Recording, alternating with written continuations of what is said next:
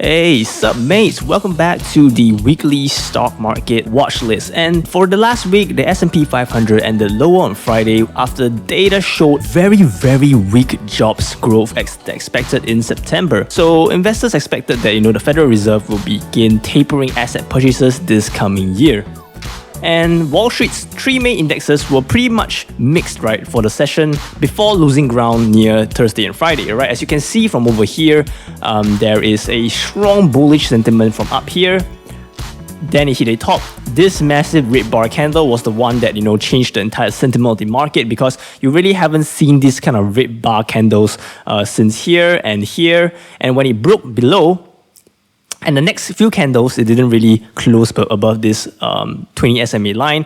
Okay, that's where people start to get a little bit more worrying, and I think that's when this area, a lot of people started, box selling. The institutions started box selling a lot of companies, a lot of their holdings to prepare for a somewhat market crash. Okay, when a market corrects, it tends to overreact more than it should because of options, because of people hedging against certain positions. Once it goes down, all the hedge fund managers will start to put on their puts to hedge their current positions, and that leads to a very strong selling pressure right now. Although on Friday, there was a certain rally, to try to close above the yellow line over here, which is the 20 moving average. But it's still kind of struggling. So again, the next week is going to be very crucial for a lot of companies as well as the entire market overall.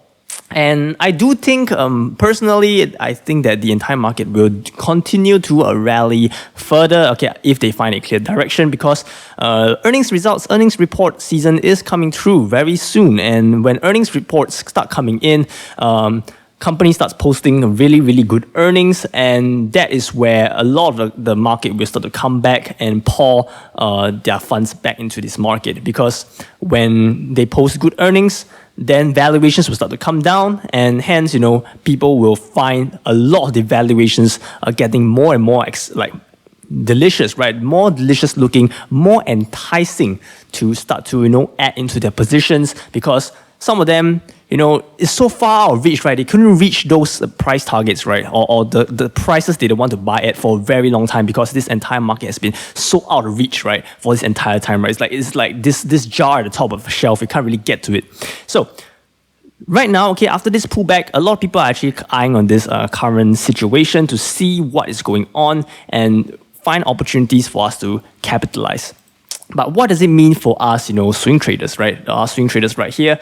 Definitely there's a lot of opportunities here, but the entire sentiment now of the market, I would say, is more of a bearish one, a bit more cautious one. People are not really piling their money into this kind of place. So our plays would definitely have to correspond to that as well. So what has worked in the past might not work in this current situation. So the beauty of swing trading, as this nuance that we have about swing trading, is definitely about being more astute, as well as being able to adapt to different market conditions. Because those people who are doing well in a certain kind of markets, and after that certain bull run goes over, it starts trading in a range, that's when a lot of novice traders will start to feel very difficult, right, in these kind of conversations. And their old methods of momentum plays, buy higher, sell higher, tend to not work as much anymore, and they tend to just become humbled investors, right? So right now, we're going to look at this entire SPY. This is the entire market right now, pretty bearish one at that. But we can look at the smaller and mid caps. Of course, everyone knows that the S&P 500 is a bigger cap market, and the mid caps are the ones that are in $10 billion to $2 billion market cap zones. And this is what it looks like. Let's go on to the 1 day time zone. This is TradingView, by the way, which a lot of you liked. So MID is the ticker symbol for the mid-cap companies. And MID right now, you can see for the longest time, right, it has been trending upwards very strongly. And right now, again, it seems to follow the SPY, which is the bigger cap companies, and is actually trading lower. Let's go on to the weekly time frame. You can see that, mid-caps, up, and right now it is actually trying to bounce off this, 20 moving average over here. So if mid caps prove to bounce off this 20 moving average, it could signal a move even higher. So again, I would say mid caps are still in the bullish context right now. SLY, small caps. Okay, I do see a lot of potential for the upside for these small cap companies, because you can see from the daily time frame that the small caps have been trading in this range, right? This range for so long, right? It's just up, down, up, down, up, down, up, down, and presents quite a few, swing trading, short-term swing trading opportunities for us. But not the big move haven't really come yet, because I do think that this is the 200 SMA, and the entire price movement after this huge rally, right? You can see from this area over here, after this massive rally from all the way last year September, the market is trying to consolidate, take in all the volatile price movement, and has just been consolidating for a next move higher if the 200 moving average supports this movement. So again, for any longer term holds, right, or longer term holding play, I would suggest, personally, I would do the small cap zone. Small cap companies are companies above 500 million to around $2 billion, $3 billion. That is a small cap. Okay, anywhere smaller than 500 million, that will be a micro cap. There's a whole new different sector altogether. That's more of a those penny stocks, very, very small stocks. So that's a total different skill set altogether. And this is not what we want to focus on for this channel. Okay, so without further ado, now we have roughly understood now the market conditions, the sentiment of it, and what we have to know about the entire market before taking individual positions. Let's jump into the individual companies. Okay, and again, let me reiterate. Okay, it's very important to know the overall market conditions, because if you're long on a company, okay, you want to do long positions. Okay, you want to make sure that the overall market is long as well. The overall market sentiment is long as well. People are also buying into it, because you can only make money when people are buying into your position, right? So if the entire market is kind of bearish, then you might want to hold off a little bit more. Okay, unless you are planning to go short. Again, so if you're a more advanced swing trader, okay, definitely shorting. There's a lot of opportunities as well. You can go long short. But for beginners wise, since the market is always in a long upward bias, okay, playing longs for the beginner time of your trading career would be a good choice as well. So first company I'm going to talk about is a lot of people's favorite is Etsy, ETSY. Etsy is a company that one of my personal favorites as well. Last time I used to hold a few of them in the low hundreds, right, and rallied to 200 plus, some great profits. But again, it's a volatile company that presents quite a few buying opportunities. And again, as I said, this coming week there is a lot of a bearish sentiment. So again, I want to take shorter swing trades, right? I would not be doing my normal couple week swing trades where I hold positions for more than a week. Probably this week I'll be holding positions for 1 day, 2 days, get out of the position. 1 day, 2 day, get out of the position. No, just get those small 5% swing trades, right? Overnight holds, and I just get out of my position, because this market is very volatile. It may go towards your position in a while, give you 5% profit, then bam, 10% down, get you stopped out. So again, we want to get our profits when we have it. So we want to capture small little swings like this, all right? So small little swings, I mean, okay, so from 211 swing to 228. So these are the small kinds of swings that I want to, swing trade for. So from here to here, and our stop loss would just be below this support level.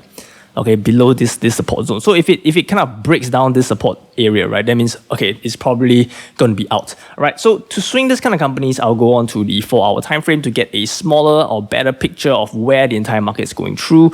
So right now at 212, 211, I'll swing to around 217, which is this top resistance level over here, and my stop loss will be very tight, right, very tight. Okay, somewhere below here, around 204.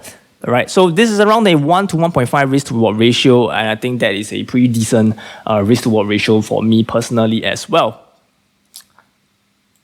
Okay, you could use Fibonacci retracements. You could use a lot of things to try to calculate a risk to reward. But basically, I'm just going to give a quick one over here, right? A very quick 1-2 quickie. Okay, bringing it over here. Okay, probably I will set it around here.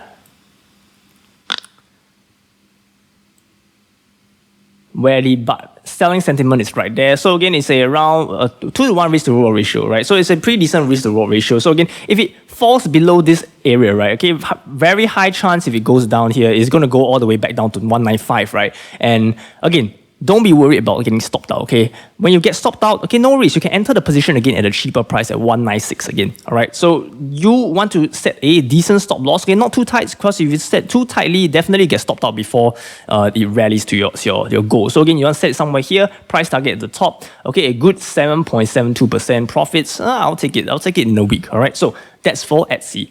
Second company, ESI, Elemental Solutions. This company is a company in the specialty retailers industries, right? Major diversified chemicals. And chemicals have been rallying along with the entire the basic materials industry, right? So this is a similar version of itself. So again, this is in the 1 day time frame. Okay, you can see that from here, this is probably what my trading plan is. Okay, from here.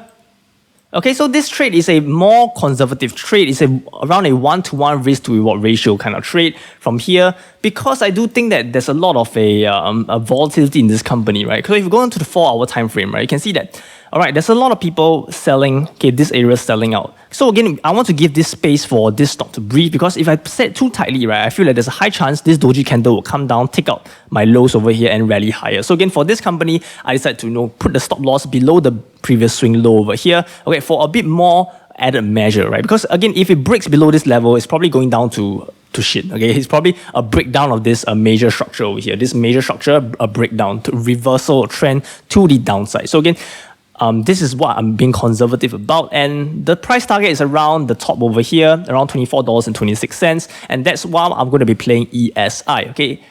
Elemental Solutions Inc. And last company I'm going to talk about is LPX. LPX is Louisiana Pacific Corporation. And this company is in the energy materials company, right? It's in the forest products, and similar to ESI as well. I think this company is currently trading in a range, getting smaller and smaller. And you could play this as well, a long short position. So